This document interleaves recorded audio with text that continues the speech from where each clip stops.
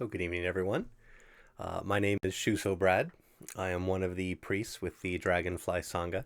And this evening, I wanted to talk a bit about the concept of shunyata, or emptiness, in Buddhism. As you know, for me, in my practice, it was one of those concepts, one of those words that I struggled with a bit. I wasn't quite sure what it really meant. And so I wanted to share some thoughts with you, and hopefully you find this talk beneficial in that regard. So I remember a few years ago, I was reading a book on Taoism. And Taoism is very important in my spiritual heritage because I came to Buddhism through Taoism and then from Taoism to the Zen tradition. Because of, Zen and Taoism have a lot to do with one another because of the Dharma's path through China. And there is the book mentioned a popular painting in China called the Three Vinegar Tasters. And the Three Vinegar Tasters, picture of three men, each tasting vinegar, and they have a very different expression on their face. So the first vinegar taster is Confucius. And he dips his finger in the vinegar and tastes it. And the vinegar it means life. It's a metaphor for life. And so Confucius tastes the vinegar, and he has a very sour expression on his face. The implication being that Confucianism, with its focus on filial piety and on law and tradition, is very sour, tough to do, right? And then the Buddha dips his finger in the vinegar and tastes it, has a very bitter expression on his face. Because Buddhism, what does Buddhism talks about? Buddhism talks about suffering and emptiness, right? And then Lao Tzu, who is one of the main teachers in Taoism, tastes the vinegar and has a very sweet expression. And this, of course, was meant to say that, Taoism is this very, beautiful understanding of world, and life is very sweet.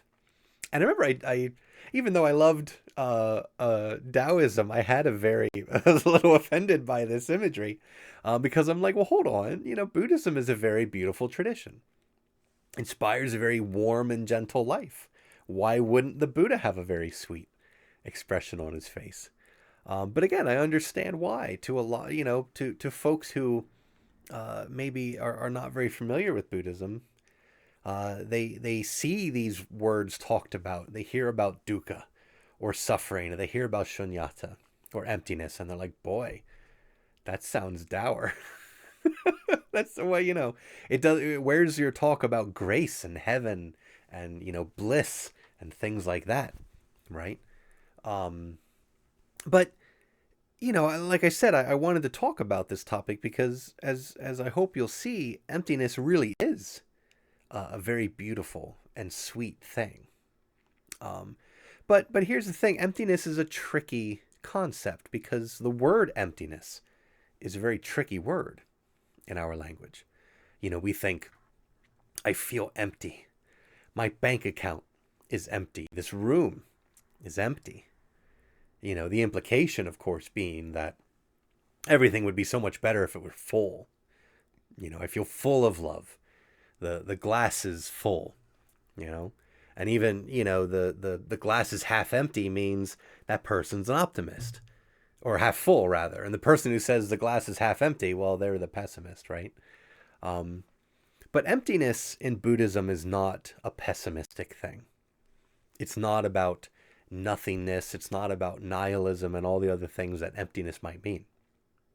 What emptiness is, in our tradition, is a way of viewing the world that distinguishes between what we think we see and the way things really are. Because conventionally, we see the world influenced by what we want to see, and a layer of commentary that kind of fits our narrative of how we understand things. But things aren't always as they seem. So let's explore what's meant by emptiness. And to do that, we need to talk about, well, empty of what, right? Things just can't be empty. When you say the room is empty, the implication is, well, there should be people in this room or furniture. My bank account is empty, implying there should be money in there, right? So when we say something is empty, we have to answer the question, well, empty of what? And when we talk about everything being empty, as we do in Buddhism, we need to say, well, what is everything empty of? And the answer is empty of intrinsic existence. And I like that word, intrinsic. Intrinsic means contained wholly within itself. So sort of all by itself, self-contained, doesn't need anything else outside, doesn't depend on anything else outside. Intrinsically existent. And even from a conventional perspective, we can see that really nothing is contained wholly within itself. Thich Nhat Hanh, the beloved Zen monk, is well known for his thoughts on how you can see a cloud in a piece of paper. And he talks about how the paper contains the tree that it was made from, the rain that grew the tree, and the sunshine, and the cloud that gave the rain, the lumberjack who cut down the tree, the trucks who transported it, the machines that processed it, so on and so forth. So we can very quickly see the piece of paper on its own is empty of an intrinsic, self-contained existence, and is full of everything that brought it into being. And it also is full of the possibility of becoming anything: a love letter, a sheet of music, a paper airplane. And everything is like that sheet of paper. So we often look at ourselves and at other people, and we instantly fill them up with our ideas about what they are and what they're not. And we ossify things. And ossification is another word I really like. Ossification means to make rigid, sterile, or unimaginative, right? We freeze it up. We lock it. We say it's this, and it can only be this. And we oftentimes go through life seeing things, including ourselves, as ossified and locked in with no vacancy signs, because everything's full already of ideas. And we assume that we can take things on that face value, the way we see things up front, the way we tell ourselves we see things. And we do often think of emptiness as meaning that something is lacking, that it doesn't have something. But emptiness, and we'll talk about this in a little bit more, is a very positive thing. If something is empty, it can be filled. An empty cup, I can put water in it. I can put orange juice in it.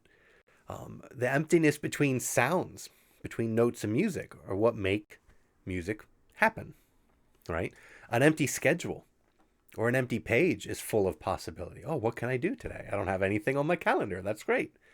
And when your mind isn't full of thoughts and worries, you're much more available to connect with the people around you, because you're not locked in your brain. You're not full up. When we talk about emptiness, we do talk about everything being empty in this way. When we say that things are empty, or shunya, shunya meaning empty, shunyata being emptiness. We say this because everything is dependent on something else. The great monk Nagarjuna wrote, "Since nothing has arisen without depending on something, there is nothing that is not empty." That's a lot of negative words, a lot of double negatives, but essentially saying that everything is open. Everything is connected. Nothing is locked in on its own. And there's a great sutra that talks about this a bit. It's a relatively short sutra, the Heart Sutra, talks about the 5 skandhas and how they're empty. And the skandhas in Buddhism, it's often known as the 5 aggregates, or the 5 heaps, the 5 piles of stuff that everyone is made out of. They say everyone's made out of form or matter. So our skin and bones, right? Our heritage, our genetics. Sensation. So our 5 senses, sight, smell, taste. and the sixth sense of the mind, of the thought. Third is perception. So these are the labels that we give things: chairs, dogs, my computer screen. Volition, or mental formations, as we call them. This is our thoughts and emotions and intentions. So I like that dog. I don't like that, thing over there. And this, of course, gives rise to our karma, our action, and our intention. And then the fifth skandha is consciousness. So this is awareness. This is our sense of self. So all of those, all of that form that we are perceiving and labeling and creating opinions about and taking action on, it's because there's an I behind all of this that we perceive. And the Heart Sutra kind of goes line by line, says, look, form is empty of intrinsic existence. Sensation, perception, volition, consciousness, all of these things are empty. And again, like I said, it's one side of emptiness is a very sort of negative, and I don't mean negative meaning pessimistic. I mean negative in that we're talking about it in that what things are not, what things do not have. But there is a very optimistic and positive side of emptiness, because emptiness is a tool to keep us from isolating ourselves. We're not rigid and ossified. We're not separate from everyone around us and existing in and of ourselves. If you only focus on emptiness as talking about what we don't have, you're missing, you're kind of only seeing half of the truth, and you're missing, honestly, the best part of what emptiness affords us. And I've said before about our practice is that first and foremost, what we do to relieve suffering. This is why we practice, to relieve suffering in ourselves, to relieve suffering in other people, those around us. And we suffer because it's easy to live life thinking that we're locked in and that things are fixed and can be possessed and won't change. That things are not empty, in other words. And emptiness, this truth of emptiness, reveals to us that life is not like that. Life is dynamic and life is connected. We're not isolated and separate and frozen. So emptiness essentially is about connection, because it means that we are open and have room for one another, and that there's nothing about us that makes it impossible to connect with other people. There's nothing about them that makes it impossible for us to connect with them. There's no independent, intrinsic existence. There's no unchanging, ossified self. I've heard emptiness referred to as everything taken together. I love that phrase. Everything taken together, oneness, right? Emptiness makes oneness possible. And that inner connection, that interdependence, that we all depend on each other, like that piece of paper that Thich Nhat Hanh talks about, it means a few things about us. That everything is connected. It means first the possibility of you existing, of me existing, was always there in your parents, in our grandparents, and our great-grandparents, and every meal they ate and everything they did, their good days and their bad days. That potential for you, the possibility that you would eventually come around, was always there. And that's beautiful. It also means that in you, there is a potential for innumerable great things to come out of you, for you to do, things to happen. In our Sangha, we often talk about changing the flow of a waterfall or a river. The water's been flowing in the same channel for thousands of years, but you place a boulder in the path, and now the water flows in a different direction. Because you can't change the upstream water. You can't change what's already happened, what's happened in the past. But because of emptiness, because things are not frozen in, because life is not intrinsically existing, self-contained, rigid and sterile, there's possibility to change the flow, for anything to happen tomorrow, for you to do something different today. New connections, new relationships, new thoughts and emotions, new actions, new habits. And so how does this show up in our daily life? Well, emptiness is our default state, right? Think of a photograph. You go out onto a hillside and you take a picture of the landscape, a little rectangle. It's all one, everything taken together. No divisions or labels, just boom, there's that picture. But then you notice there's a squirrel in that picture. Like, squirrels are pesky. They get at my bird feeders and eat all the food. And you notice, the squirrel's on I think that's a maple tree. And I love how the leaves are red in that tree because I love fall. I love when the leaves turn. There's a road. Oh, that's Somerset Drive, I think. That windy road through there. And that house. Oh, that's Emily's house. We have a complicated romantic history. And then you start filling up the picture, right? Now, suddenly the picture is not just a picture of everything taken together. It's a picture of Emily's house where we have a complicated romantic relationship, right? This is how suffering arises. Because we're in the habit of not seeing things as they really are, but is seeing things and how they appear to us. And we load them up with memories, stories, and assumptions and desires.